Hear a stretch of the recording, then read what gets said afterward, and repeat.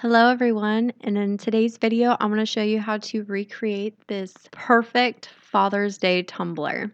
So let's go ahead and let's get started. What I have here is a 20-ounce skinny, and this is from the Stainless Steel Depot. I will put that down in the description box below.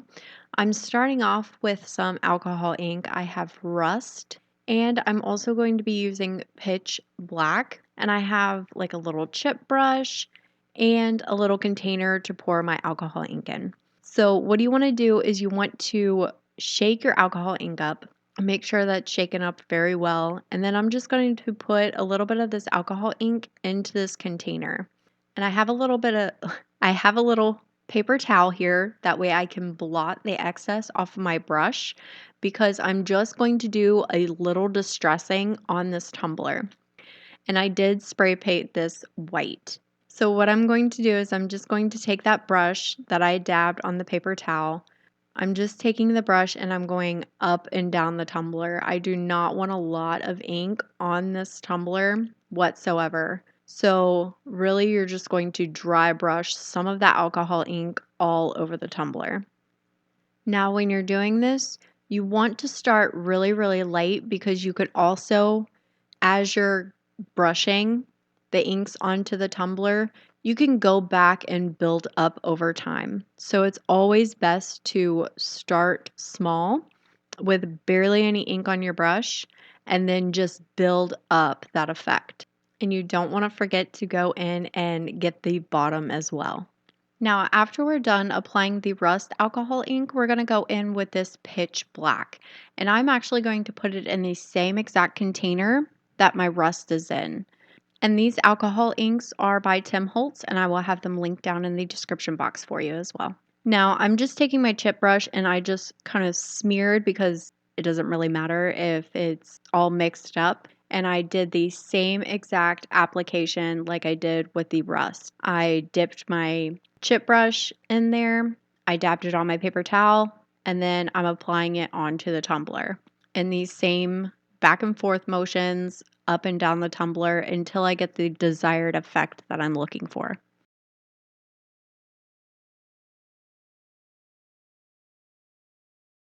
And this is what the tumbler is looking like after the alcohol inks. So I'm going to let this sit and dry, and I'm also going to spray it with 2 times Rust-Oleum Clear and let that dry. Now that everything is dry, we're ready to start putting our handle on our tumbler. Now, what I have here is a couple sockets from my husband's tools, ones that are old, and then a wrench. So I'm going to lay the sockets out to try to figure out exactly where I want to put this. I will have a pin, that way I can mark exactly where I want the sockets to go. So what you want to do is you want to put the sockets up against the tumbler and then the wrench on top. That way you know how exactly everything's going to fit, where it's going to stay, or where it's going to lay.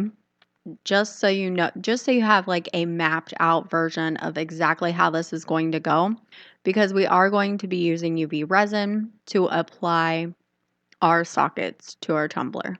Now, once you have everything marked up and mapped out exactly where everything is going to lay, we can go ahead and go in with our UV resin. The UV resin that I'm going to be using is by Resin Rockers. And this is by far my favorite resin to use. I've tried tons of resins. This is my favorite.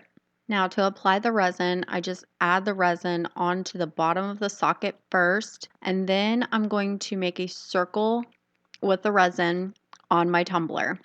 And then I'm going to place it down on my tumbler and then grab my UV light and cure it twice for 60 seconds. And I'm still going to be holding onto that socket because I do not want it to move. Now that you have one side completed, we're going to put the other socket on the tumbler. And I'm just going to be doing the same process here. I'm putting UV resin on the bottom of the socket and then a circle of UV resin onto my tumbler. And then I'm going to cure it for 2 minutes using my UV light. Now when this is done, I'm also going to take that UV resin and go around the base of the sockets just to make sure that I get a really, really good adhesion to my tumbler. Now that you have both of these sockets adhered to the tumbler, you want to apply the wrench on there. And we're going to be using the same method, just UV resin to apply the wrench. So what I'm doing right here is I'm making sure everything is lining up and that it's going to lay as flat as possible and that I get this handle as straight as possible. So I'm just holding it up, making sure that everything is aligned and it's not going to be tilted in any weird directions. I'm just going to take this UV resin and I'm going to go on the outer rim of the socket. And I'm going to do both at the same time. That way they both can adhere to the tumbler or to the sockets at the same exact time. So after I got the resin on there, I am going to place my wrench exactly where I want it.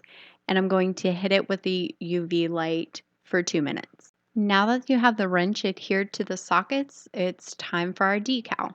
Now what I have here is I got 99 sockets, but a 10 millimeter ain't one. Now this vinyl is just regular black vinyl. I do not remember the brand. I'm so sorry about that.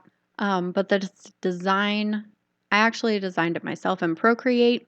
Now that you got your decal ready, you just want to line it up exactly where you want it. And then I always like to start in the middle and then work my way out to the edges. That just makes it easier for me. However you like to apply your decals, that's perfectly fine.